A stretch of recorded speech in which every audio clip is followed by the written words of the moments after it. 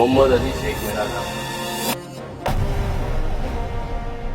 मोहम्मद अली शेख मेरा नाम है। मैं 19 साल के बाद तो इस केस से रिहा हुआ हूँ। एटीएस ने जो मुझे इस केस में फंसाया है पूरा टोटल फॉल्स था, फैब्रिकेटेड था। एविडेंस जितने थे वो फॉल्स है, वो बनाए गए, कॉन्ट्रैक्टेड स्टोरी थी। हमको पूरी उम्मीद थी कि हम इस केस से निकल जाएंगे।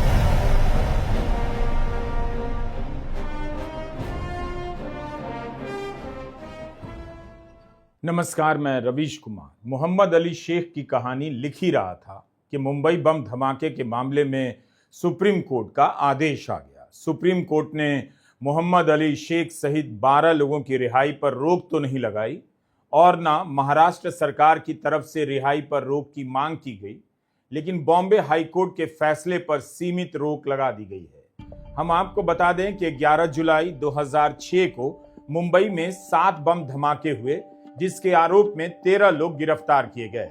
एक की मौत हो गई और 8 को बॉम्बे हाई कोर्ट के फैसले के बाद रिहा कर दिया गया। एक पहले से ही पैरोल पर है, 2 की मौत हो चुकी है। इसी फैसले को महाराष्ट्र सरकार ने सुप्रीम कोर्ट में चुनौती दी है। सुप्रीम कोर्ट में जस्टिस MM सुंदरेश और जस्टिस N कोटेश्वर सिंह की बेंच ने कहा कि बॉम्बे हाई कोर्ट के इस फैसले को नजीर ना माना जाए। कोर्ट ने सभी पक्षों को नोटिस जारी किया है और अब इस पर सुनवाई के बाद फैसला होगा। मकोका के ट्रायल कोर्ट से चलकर यह मामला 19 साल में बॉम्बे हाई कोर्ट पहुंचा, जहां पिछले साल जुलाई से लेकर जनवरी 2025 के बीच 75 बार सुनवाई हुई। सुनवाई खत्म होने के 5 महीने बाद फैसला आया। बॉम्बे हाई कोर्ट के जस्टिस अनिल एस किलोर और जस्टिस श्याम चंदक की पीठ ने पाया कि 44,500 पन्नों की चार्जशीट में एक भी सबूत इतना ठोस नहीं है कि इसके आधार पर 5 लोगों की फांसी और 7 लोगों की उम्र कैद की सजा बरकरार रखी जा सके। रिहा हुए लोगों को यकीन है कि वे बेकसूर हैं और हाईकोर्ट की तरह सुप्रीम कोर्ट से भी बरी होंगे। बॉम्बे हाईकोर्ट के फैसले को महाराष्ट्र सरकार ने चुनौती दी है। महाराष्ट्र सरकार को भी अपनी पुलिस और एटीएस की जांच और सबूतों पर यकीन है कि सजा होगी। देखिए, सरकार जो है उसकी अपनी जिम्मेदारी होती है, सरकार की अपनी रिस्पॉन्सिबिलिटीज होती है, सरकार के अपने प्रोटोकॉल्स होते हैं सीरियस मैटर्स में, चाहे किसी की भी सरकार हो। तो ये बात स्वाभाविक है, सरकार पर भी दबाव रहता है। ब्लास्ट तो हुआ है और किसी ने भी ब्लास्ट को डिस्प्यूट नहीं किया। ट्रायल कोर्ट ने, हाई कोर्ट ने, एक्यूज ने, किसी ने भी ब्लास्ट को डिस्प्यूट नहीं किया। 189 लोगों की डेथ हुई है, 650-700 लोग मरे हैं। ये टेरर अटैक था, हिंदुस्तान की सोवरेनिटी पे अटैक था, हिंदुस्तान पर अटैक था। इसके बारे में किसी की दो राय नहीं है, इसमें कोई डिस्प्यूट नहीं है। तो उस हिसाब से जब ऐसे बड़े केस में जो एक टेरर अटैक था, इतने ज्यादा लोग क्षतिग्रस्त हुए, नुकसान हुआ, और जब लोग छूट जाए हाई कोर्ट से, तो स्टेट गवर्नमेंट का सुप्रीम कोर्ट जाना और ये जल्दी दिखाना एक मतलब ये स्वाभाविक चीज है, नेचुरल चीज है, कुछ नया नहीं है ना कुछ गलत है। अब्दुल वहाब खान वकील हैं, मोहम्मद अली शेख का केस लड़ रहे थे। इस वीडियो के लिए उन्होंने विस्तार से बातें बताई हैं और कहा है कि मीडिया 670 पन्नों के फैसले को नहीं पढ़ रहा। उसे देखना चाहिए कि बॉम्बे हाई कोर्ट ने सबूतों के बारे में, गवाहों के बारे में और जांच के बारे में क्या कहा है। उम्मीद है आप हमारे इस वीडियो को पूरा देखेंगे। हम यह तो दावा नहीं करते कि फैसले के सभी पक्ष इसमें होंगे, लेकिन रिहा हुए मोहम्मद अली शेख की बातें और वकील अब्दुल वहाब खान के जरिए आप जान पाएंगे कि आतंकी हमलों जैसे गंभीर मामले में किस तरह की जांच होती है और कैसे किसी बेकसूर को फंसा दिया जाता है। जुलाई 2006 में 7 धमाके हुए और इस धमाके में 187 लोग मारे गए, 800 से अधिक लोग घायल हुए। जिन लोगों को इस धमाके में शामिल होने के आरोप में गिरफ्तार किया गया, 19 साल बाद बरी होकर रिहा हुए हैं। वे भी चाहते हैं कि असली अपराधी पकड़े जाएं, लेकिन उन्हें भी धमाके के पीड़ित के रूप में देखा जाए। जिस तरह से मारे गए 187 लोगों के परिवारों को इंसाफ नहीं मिला, उसी तरह से वे भी इस मामले में इंसाफ की उम्मीद रखते हैं। उनके लिए वो एक्टिव है, वो विक्टिम है, हम भी एक्टिव है। वो 20 साल से सफर है, हम भी सफर है। हमने कहा था, हमारा ऐसा मानना है कि उनके साथ भी इंसाफ नहीं है। हमको एक बेगुनाहों को डाल करके इसको गवर्नमेंट ने एक प्री प्लान एजेंसी ने पूरी जनता व भारत की जनता को धोखा दिया है। ओरिजिनल आरोपी जो उनको मिले नहीं, या जो भी है उनको, जो उनका कहना है जो एजेंसी का, और हमारे साथ भी इंसाफ नहीं। अगर वो 200 विक्टिम है तो हम भी विक्टिम है। हमारे भी फैमिली वैसी सफ़र हुए जैसे वो सफ़र हुए, हमारे भी वैसे लॉस हुए जैसे 20 साल में लॉस हुए, हमारे भी फैमिली मेम्बर वैसी डेथ हो गए, हमारे भी तड़प तड़प को मर गए जैसे उनके मर गए। ये चीज़ अनटोल्ड हुई, इसकी कोई मूल्य नहीं, इसका कोई ऐसा है कि कोई कीमत ही नहीं है जो हमने सफ़र, जो हमने तकलीफें उठाई है। मोहम्मद अली शेख मुंबई बम धमाकों के आरोप में 19 साल तक जेल में रहने के बाद बाहर आए। उन पर आरोप था कि उन्होंने अपने घर पर बम बनाया। बॉम्बे हाई कोर्ट की बेंच ने मकोका कोर्ट के फैसले को रद्द कर दिया और इस मामले में दर्ज सभी 16 चार्जशीट रद्द कर दी गई। 44,500 पन्नों की चार्जशीट में बॉम्बे हाई कोर्ट को भरोसेमंद सबूत नहीं मिला। इस कमरे में मोहम्मद अली शेख का इंटरव्यू चल रहा है। उनके पांव में टॉर्चर के जख्म अभी भी हैं। कैमरे के कारण मिठाई खिलाने की रस्म पूरी की जा रही है। भारत के खुफिया और पुलिस तंत्र की तमाम यातनाओं को भुगतने के बाद अपने घर का पानी उन्हें कैसा लग रहा होगा? क्या इसमें इंसाफ की तासीर होगी? जुलाई 2006 में गिरफ्तार हुए थे, तब 37 साल के थे। 55 साल की उम्र में जेल से लौटे हैं। यहां मीडिया आया तो है, लेकिन 19 साल बाद 12 लोग बरी होकर आए हैं। लेकिन इस घटना को कम ही मीडिया कवरेज मिला है, उस अनुपात में बिल्कुल ही कम जब इनकी गिरफ्तारी हुई होगी और बड़े बड़े अक्षरों में इनके बारे में आतंकवादी लिखा गया होगा, धमाकों में शामिल बताया गया होगा। एटीएस ने जो हमको इस केस में अरेस्ट किया, अरेस्ट ही नहीं किया, हमको 2 महीना इलीगल रखा गया था। इलीगल के बाद हमको अरेस्ट किया गया और उस अरेस्टिंग के दौर में 3rd डिग्री टॉर्चर के जरिए हमारा कबूली बयान ले लिया गया। कबूली बयान जो होता है कन्फेशन स्टेटमेंट, तो वो सिर्फ रेडीमेड था जो डीसीपी के जरिए से लिखा हुआ रहता है, खाली उस पर साइन करना है। वो साइन हो जाता है, बाद में उनका एक केस बन जाता है, तो उसको 3rd डिग्री के जरिए से ले लिया गया। और उसके बाद हमने उसको कंप्लेंट भी किया, लेकिन जो निचली कोर्ट थी, सेशन कोर्ट, उसने उसको माना नहीं। हमने पूरी तहकीकात के से बोले, लेकिन बाद में उस कन्फेशन को रिलाई करके इन लोगों ने और फेक एविडेंस जो असेंबलिंग बम है, जैसे बम बनने का इस घर के अंदर, वो जो विटनेस है 75, वो पुलिस का है, स्टॉक विटनेस है, वो झूठ बोला उसने पहले बोला कि मोहम्मद अली के घर पे गया था, देखा मैंने। सेकंड टाइम वो कोर्ट में आके बोलता है कि मैं गया ही नहीं। फिर उसको क्राइम ब्रांच यूटी बुलाया 4 मरतबा, बम ब्लास्ट की इंक्वायरी इससे की कि बम ब्लास्ट के बारे में कुछ मालूम है, तो ये जो चीज़ बताता है वो, लेकिन वहाँ बोलता ही नहीं है। और 3 महीने के बाद वो बताता है कि मोहम्मद अली के घर पे जब मैं गया था तो ऐसा लगता है कि मोहम्मद अली ही बम बनाया, 3 महीने के बाद। इस चीज़ को कोर्ट ने नोट किया है कि तमाम एविडेंस जितने हैं, जितने साक्षीदार हैं, जो गवाह हैं, ये 100 डेज यानी कि क्यों 100 दिन के बाद ही क्यों गवाही दे रहे हैं। और दूसरी बात, कन्फेशन जो स्टेटमेंट है जिसके बेस पे सजा लगी है डीसीपी के सामने, कोर्ट के अंदर वो दूसरे दिन रिट्रैक्ट क्यों कर रहे हैं? कन्फेशन स्टेटमेंट आरोपी दे रहा है 24 तारीख को 25 है, और कोर्ट के अंदर दूसरे दिन ही वो बता दे रहा है कि मारपीट के लिया गया, और बाद में मारपीट के लिए गया और बाद में उसकी इंजरी शामिल है। क्योंकि 3rd डिग्री जो मारा गया, मेरा खुद का स्कैपुलर टूट गया था, वो कोर्ट में साबित हो गया कि मुझे मार के 3rd डिग्री लिया गया, और कोर्ट ने इसको माना। उस कोर्ट ने नहीं माना था सेशन ने, लेकिन यहाँ अनिल कुमार ने मान लिया उसको, हाई कोर्ट ने, कि वाकई में 3rd डिग्री है। किसी को भी उठाकर फर्जी केस में फंसाकर फांसी तक पहुंचा देना, एनकाउंटर कर देना बहुत आसान है। जब आप इन किस्सों के डिटेल से गुजरेंगे तो अपने जिंदा होने पर शक हो जाएगा। क्या आप वही थे जो इस तरह की खबरों, नैरेटिव के झांसे में आ गए? किसकी सूचना पर इन लोगों को उठाया गया? गवाह कहां से पैदा किए गए? किस तरह पैदा किए गए? निचली अदालतें कितनी जल्दी इन्हें पुलिस की जांच के हवाले कर देती है? यह सब अपने आप नहीं होता, बल्कि यह सब सिस्टम के तहत होता है। जोजी जोसेफ की किताब द साइलेंट कू आपको पढ़नी ही चाहिए। यह किताब बताती है कि कैसे खुफिया एजेंसी से लेकर पुलिस जिन मुखबिरों की सूचनाओं पर काम करती है, वो कितनी लचर और लापरवाह है। पैसे का कितना खेल चलता है। मुखबिर की सूचना की सत्यता की सघन जांच नहीं की जाती। मुखबिर को भी नहीं पता होता कि जिस पुलिस के काम आ रहा है, एक दिन वही पुलिस उसे आतंक के केस में भी उठा ले जाएगी। इस तरह के बहुत उदाहरण इस किताब में मिलेंगे। जोजी जोसेफ ने विस्तार से बताया है कि कैसे एक अराजक दुनिया आतंक के नाम पर यह खेल खेलने लगी, जो पूरी तरह इस्लाम के खिलाफ भय और नफरत से भरी हुई है। जो पुलिस अफसर एनकाउंटर के उस्ताद बन गए, मीडिया ने जिन्हें हीरो बनाया, जो हर आतंकी हमले के बाद किसी को पकड़ लाते हैं, वही पुलिस अफसर प्रॉपर्टी डीलिंग के सौदे में मार भी दिए गए। ऐसे कई उदाहरण इस किताब में हैं जिन्हें पढ़कर हड्डियों में सिहरन पैदा हो जाती है। इस किताब में केपी रघुवंशी का जिक्र भी आएगा। डॉक्टर वाहिद शेख ने जोजी जोसेफ को बताया कि रघुवंशी ने खुद उन्हें टॉर्चर किया, बेल्ट और लात घूंसे मारे, धमकी दी कि कबूल कर लो या गवाह बन जाओ।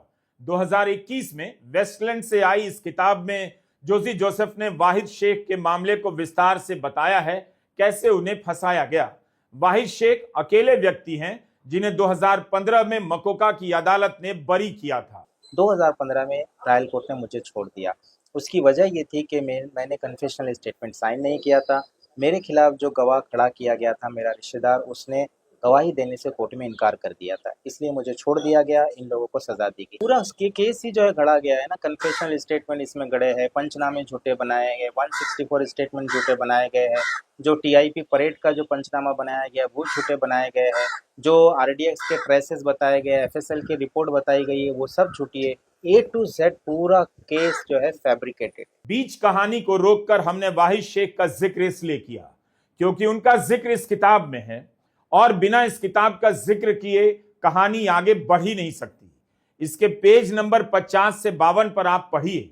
जोजी जोसेफ लिखते हैं कि 2006 के धमाकों की जांच से जुड़े अदालती दस्तावेजों को तैयार करने के लिए एक ऐसे अनुभवी अफसर को लाया जाता है जिसकी छवि ईमानदार अफसर की रही है और जिसने 1993 के मुंबई दंगों की जांच की थी। एसीपी विनोद भट्ट। किताब के पेज नंबर 51 पर लिखा है कि विनोद भट्ट ने अगस्त 2006 में वाहिद शेख और एहतेशाम सिद्दीकी को एक दिन बुलाया और साफ साफ कह दिया कि दोनों बेकसूर हैं।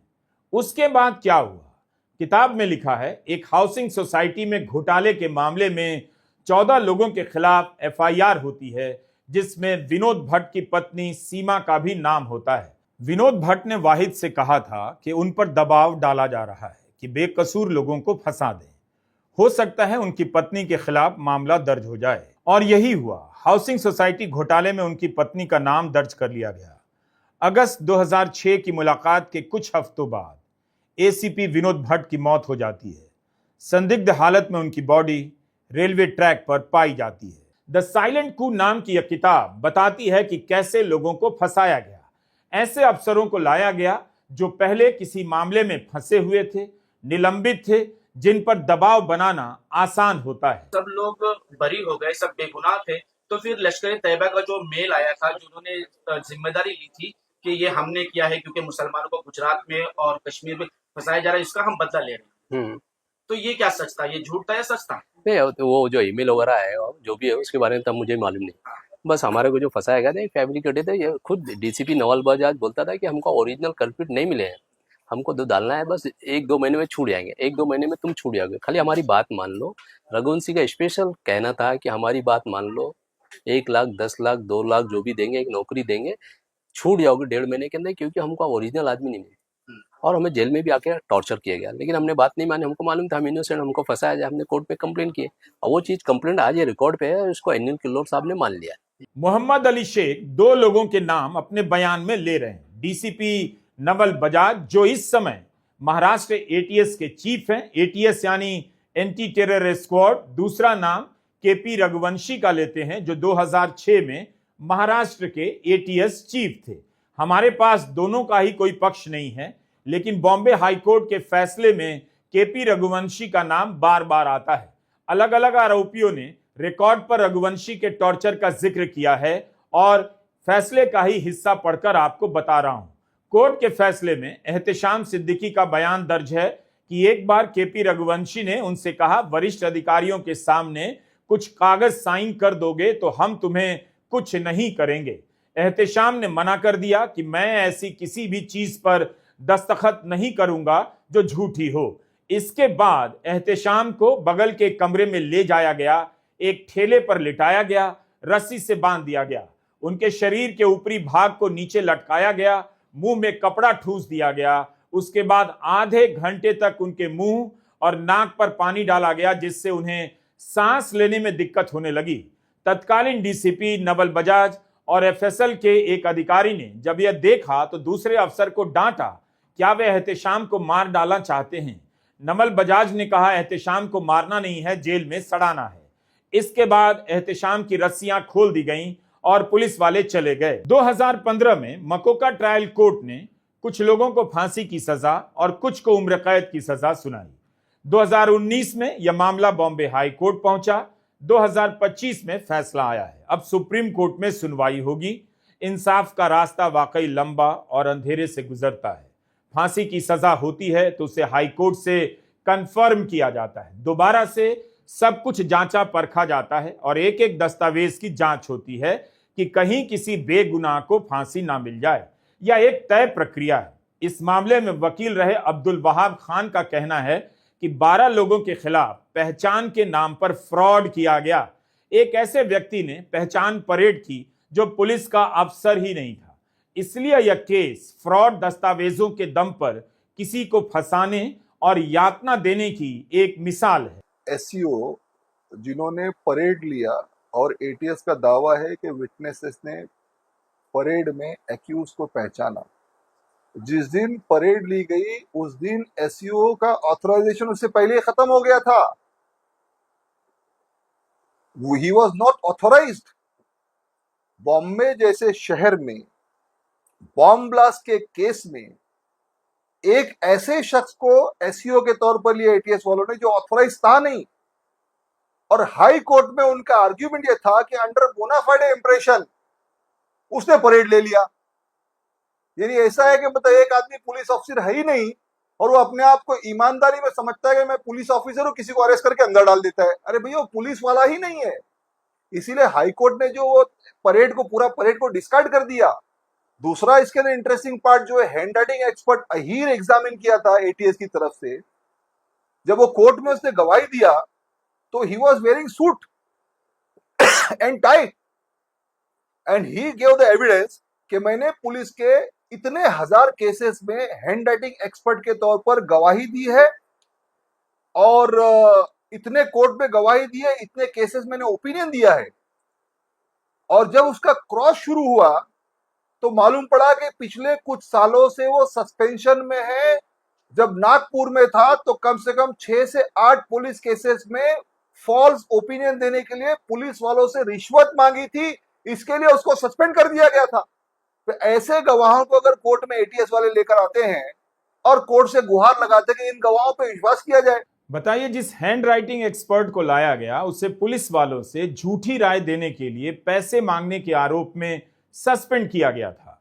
इस तरह के आदमी को एटीएस ने एक्सपर्ट के रूप में पेश किया। क्या इसलिए कि ऐसे लोगों से कुछ भी कराया जा सकता है? बॉम्बे हाईकोर्ट के फैसले की इतनी कम रिपोर्टिंग हुई है कि आप इस वीडियो को देखने के बाद अखबारों की रिपोर्ट जरूर देखिए। मैं नहीं कहता कि उनमें जरूरी बातें नहीं हैं, लेकिन बहुत सारे डिटेल गायब मिलेंगे। आपको पता ही नहीं चलता है कि बॉम्बे हाईकोर्ट ने 75 बार सुनवाई के बाद क्यों एक भी सबूत को भरोसे के लायक नहीं माना। वकील अब्दुल वहाब ने बताया कि जिस व्यक्ति को गवाह बनाया गया उसे पुलिस पहले से ही किसी केस में आरोपी बना चुकी थी और उसके खिलाफ चार्जशीट पेश की जा चुकी थी, मगर यह बात कोर्ट से छिपाई गई।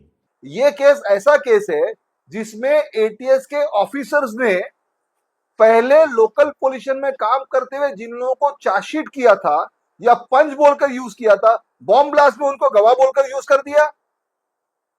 क्या उस चीज पर विश्वास किया जाएगा? वो जो बोल रहे हैं कि मैंने मतलब जो है बैग लेकर प्लेटफॉर्म पर जाते हुए देखा, जो बैग उसको एटीएस के ऑफिसर पहले चार्जशीट कर चुके हैं, पहले पंच बोल के उसको यूज कर चुके हैं। ये कोइंसिडेंस नहीं हो सकता, इतना बड़ा कोइंसिडेंस नहीं हो सकता कि जो गवाह आके बोल रहा है मैंने बैग ले जाते हुए देखा, आदमी को ट्रेन में छोड़ के उतर गया, और बाद में मालूम पड़ता है कि वो तो एटीएस के अफसर ने लोकल पुलिस ने पहले उसको चार्जशीट किया था। और इस बात को छुपाने के लिए डिफेंस को पूरी ट्रंकेटेड चार्जशीट दी गई थी। सारे गवाहों के नाम काट छाट दिए गए थे, कैंसिल कर दिए गए थे, तो हमको ये मालूम ही नहीं था कि गवाह कौन है। ये तो बाद में मतलब जो है जो व्हाइटनर मिटा, कुछ नाम समझ में आया, कुछ आरटीआई में मालूम पड़ा, एटीएस की दूसरी चार्जशीट की स्टडी हुई तो मालूम पड़ा कि वो तो एटीएस वालों से पहले से मिला हुआ है, ऑफिसर को पहले ही जानता है। तो ऐसे गवाहों पे कोर्ट विश्वास करेगा? अब्दुल वहाब खान हाईकोर्ट के फैसले को मील का पत्थर बताते हैं। उनका कहना है कि यह फैसला आगे नजीर बनेगा सभी के लिए, केवल बचाव पक्ष के लिए नहीं बल्कि अभियोजन पक्ष और जांच एजेंसियों के लिए भी। इकबालिया बयान के अपने नियम कायदे होते हैं जिनका इस केस में बिल्कुल पालन नहीं किया गया। गुनाह कबूल करवाने के लिए टॉर्चर किया गया, लेकिन जो कबूलनामा बनाया गया उसमें नाना प्रकार की गलतियां नजर आईं, जिन्हें अदालत ने बारीक नजर से देखा और पकड़ा भी। और कन्फेशन में जो कट कॉपी पेस्ट का फॉर्मूला यूज किया गया, यानी 7 डीसीपीज ने, डेप्यूटी कमिश्नर पुलिस ने 9 एक्यूज का कन्फेशन अलग अलग डेट, अलग अलग समय, अलग अलग जगह पर लिया। उसमें से कई कन्फेशन के अंदर mistakes, errors, addition, deletion, omission common है। यानी आप ऐसे समझ सकते हो कि सवाल नंबर 2 जो है, जो लिखा हुआ है, दूसरे कन्फेशन में भी सवाल नंबर 2 वही है। सवाल नंबर 3 की जगह सवाल नंबर 4 डाला गया, 3 नंबर ओमिट कर दिया गया और क्वेश्चन है, और दूसरे कन्फेशन में भी यही मिस्टेक होता है। ये कैसे कोइंसिडेंट हो सकता है? सीरियल नंबर 2, 3, 4 आता है, यहां अगर गलती से 3 लिखना भूल गया और 4 आ गया, दूसरी जगह यह गलती कैसे हो सकती है? पूरे पैरा के पैरा, पूरे क्वेश्चन के सीक्वेंस, कॉमा, फुल स्टॉप, कई चीजें ऐसी है जो क्लियरली मालूम पड़ती है कि एक कन्फेशन से दूसरे और दूसरे से तीसरे में कॉपी की गई है। इसलिए जरूरी है कि 670 पन्नों के इस फैसले को पढ़ा जाए, इसके एक एक पहलू पर विस्तार से बात हो। कैसे गवाह तैयार किए गए, कैसे बयान तैयार किए गए और किस तरह के एक्सपर्ट लाए गए जो पहले से ही रिश्वत मांगने के आरोप में सस्पेंड थे। इन सब के आधार पर 12 लोगों की जिंदगी का फैसला होना था। मीडिया इन्हें पहले ही आतंकवादी बना चुका था, अफसरों की सूचनाओं पर आंखें मूंदकर यकीन कर चुका था और जनता के बीच माहौल बना दिया गया कि इन्हीं लोगों ने मुंबई की लोकल ट्रेनों में 7 बम धमाके किए।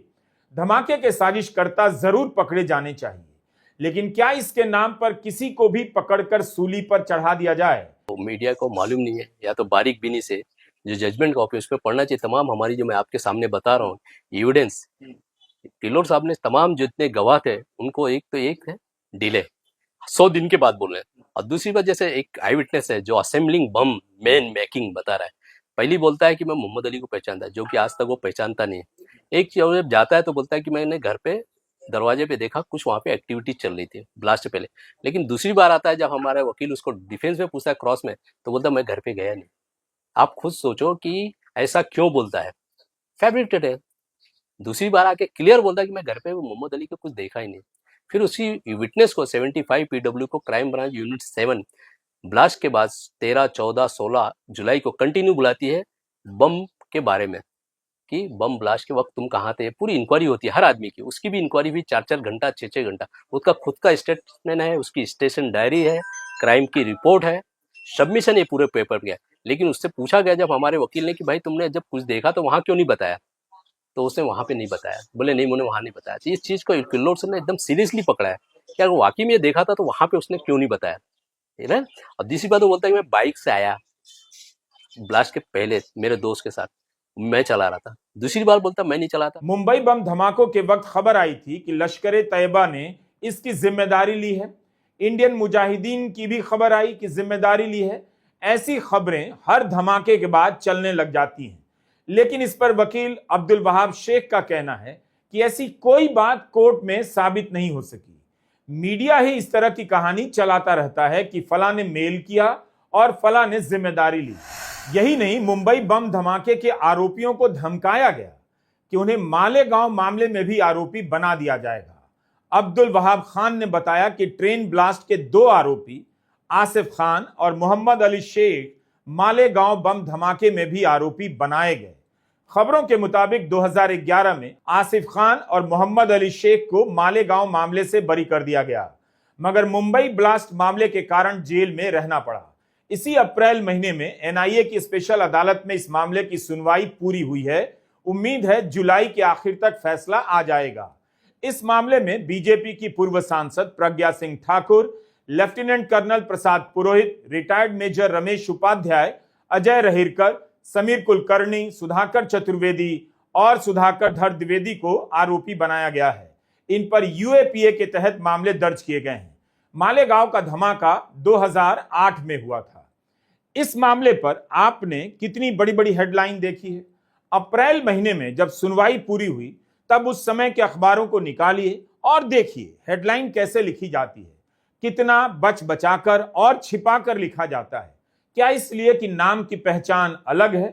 बहरहाल दो अलग अलग मामलों में आरोपी तो बनाने की बात सुनी गई है, देखी गई है, लेकिन ऐसा कम देखा गया कि मुंबई बम धमाके में भी बरी हो गया और मालेगांव बम धमाके में भी। उस वक्त के जो कमिश्नर थे उन्होंने भी इसी बात को लेकर किया कि जिस तरह से इन्होंने ट्रेनिंग इनको मिली, यहाँ पर ये हुआ, उस चीज को उन्होंने कैसे इस कहानी को गढ़ा है? क्या वो उसके पूरे सबूत पुख्ता थे या उन्होंने ऐसे ही गढ़ दिया? भाई देखो, एकदम आपके सामने एग्जाम्पल है मालेगांव 2006 ब्लास्ट का, जो एटीएस ने इन्वेस्टिगेट किया था। उसमें एटीएस ने ट्रेन ब्लास्ट के 2 एक्यूज के साथ 7 दूसरे एक्यूज को डाला और 9 लोगों के खिलाफ चार्जशीट दाखिल की। बाद में उन 9 लोगों को ट्रायल कोर्ट ने बेल दिया और ट्रायल कोर्ट ने डिस्चार्ज भी किया। उसमें भी जो है शब्बीर मसीउल्लाह के सर्विस सेंटर से, बैटरी के गोडाउन से उन्होंने आरडीएक्स के ट्रेसेस बताए थे। उसमें जो है सैयद अबरार को अप्रूवर बताया था उन्होंने। मालेगांव 2006 ब्लास्ट जो है वो मतलब बेस्ट एग्जांपल है। भाई एनआईए ने दूसरे ग्रुप का एक्यूज किया और पहला जो ग्रुप था 9 बच्चे, उनको बेल हो गया, बाद में डिस्चार्ज कर दिया ट्रायल कोर्ट ने। तो एटीएस के केस में क्यों ऐसा हुआ? और एटीएस में इन्वेस्टिगेशन करने वाले ठीक है बहुत एक्सपीरियंस ऑफिसर थे, मगर इंसान ही थे जमीन के, गलती हुई उनसे। मुंबई बम धमाकों में प्रेशर कुकर का इस्तेमाल हुआ। वकील अब्दुल वहाब खान कहते हैं कि मुंबई के सांता क्रूज इलाके से 2 लोगों ने 7 प्रेशर कुकर खरीदे, लेकिन उनका आज तक पता नहीं चला। उन 2 लोगों की पहचान के लिए जेल में बंद 12 में से किसी की पहचान परेड नहीं कराई गई, जिनमें से कुछ पर बम रखने के आरोप थे। किसने प्रेशर कुकर खरीदा उसको इन बच्चों को पहचानने के लिए कभी नहीं बुलाया गया। जो ट्रेन ब्लास्ट के फौरन बाद बयान दिया था पुलिस को, उसमें एक पुलिस वाला भी था जिसने कुछ लोगों के मूवमेंट को सस्पिशियस देखा था।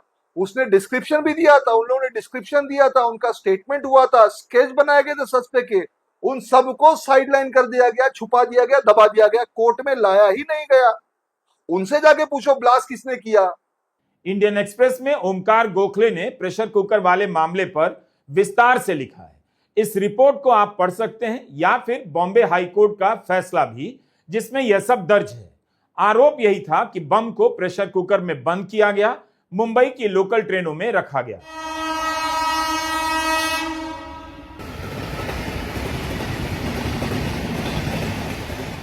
पुलिस की कहानी के अनुसार एक आरोपी उन्हें मीरा रोड के पास ट्रैक के नजदीक एक जगह ले गया।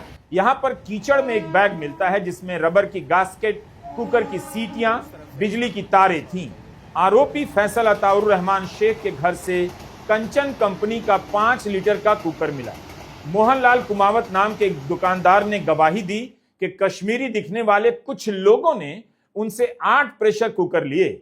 इन सब तथ्यों के आधार पर पुलिस ने दावा किया कि धमाकों में प्रेशर कुकर का इस्तेमाल हुआ, मगर कोर्ट ने पाया कि फोरेंसिक जांच में यह सामने आया है कि मीरा रोड के पास से मिले गास्केट और सीटियां डुप्लीकेट थीं, कंचन कंपनी की नहीं थीं। अदालत ने पुलिस के एक एक दावे को टेस्ट किया है, सिर्फ फोरेंसिक जांच के आधार पर फैसला नहीं लिया, बल्कि सहज बुद्धि के सवालों के आधार पर केस का परीक्षण किया है। न्यायमूर्ति अनिल किलोर और न्यायमूर्ति श्याम चांडक की विशेष पीठ ने कहा कि एटीएस की थ्योरी को जांचने के लिए कोर्ट को उन बैग के साइज का अंदाजा लगाना होगा जिसमें कुकर रखे गए होंगे। कोर्ट यह देखना चाहता था कि क्या बैग इतने बड़े थे जिस पर गवाह की नजर पड़ जाए और उसे संदेह हो। हमने इस कुकर का इस्तेमाल अपनी कहानी को बताने भर के लिए किया है। निश्चित रूप से इसी आकार का कुकर होगा, हम यह दावा नहीं कर रहे हैं, लेकिन कोर्ट ने कुकर की साइज से यह अंदाजा लगाया कि जिस बैग में रखा गया होगा वह साधारण आकार का ही होगा, इतना बड़ा भी नहीं होगा कि गवाह को याद रह जाए कि उसने किसी को काले रंग का बैग रखते हुए देखा। अभियोजन पक्ष के गवाह सुभाष, कमलाकर, नागर शेखर ने दावा किया कि उन्होंने एक आरोपी को बैग रखते हुए देखा। अदालत ने यह भी कहा कि पुलिस ने गवाहों का टेस्ट नहीं लिया। तो इस तरह से पुलिस ने इतने बड़े मामले में जांच की और अपने सबूत जुटाए। बॉम्बे हाईकोर्ट का फैसला यही बता रहा है कि ऐसे बम धमाकों के मामले में कई बार जनता को खुश करने के लिए, उसके गुस्से को शांत करने के लिए कदम उठाए जाते हैं और किसी को भी पकड़कर लाया जाता है, कहानी बना दी जाती है। हम उस केस की बात कर रहे हैं जिसके बारे में तत्कालीन पुलिस कमिश्नर इयन रॉय ने कहा था कि उनके पास पक्के सबूत हैं। यह मामला उच्च स्तरीय पेशेवर जांच की खूबसूरत मिसाल है। उस मामले का यह हश्र कोर्ट में हुआ है। ओमकार ने अपनी रिपोर्ट में एक बेहद दिलचस्प प्रसंग का उल्लेख किया है। घटना के 100 दिन बाद पुलिस 2 टैक्सी ड्राइवर लेकर आती है जो कहते हैं कि उन्होंने 2 आरोपियों को चर्च गेट स्टेशन तक पहुंचाया।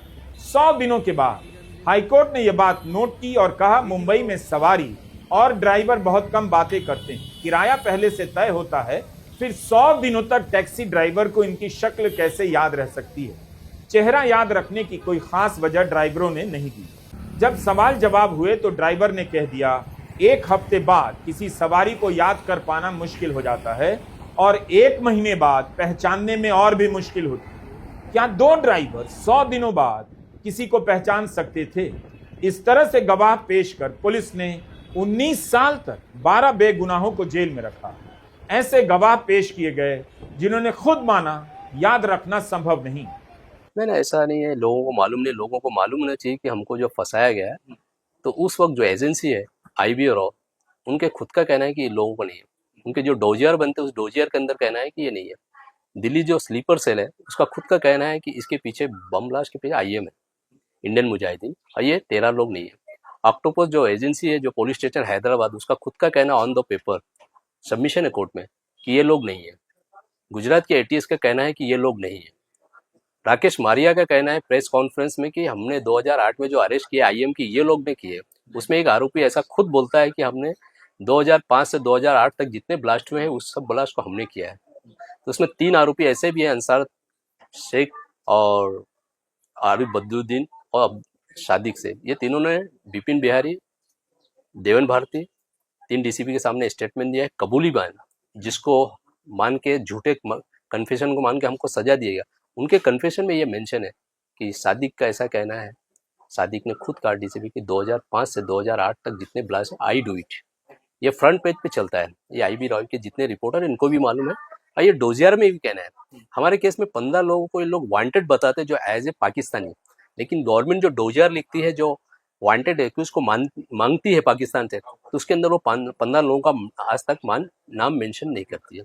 ये तमाम चीज़ों से ये बात पता चलती है कि पूरी की पूरी एक वेल प्लान करके बनाया गया और एक खास कर ओरिजिनल नहीं मिले आरिफ में हमको इम्प्लीकेटेड गया। तो क्या इतनी बड़ी घटना के बाद सारी मेहनत बेकसूर को फंसाने में ही की गई?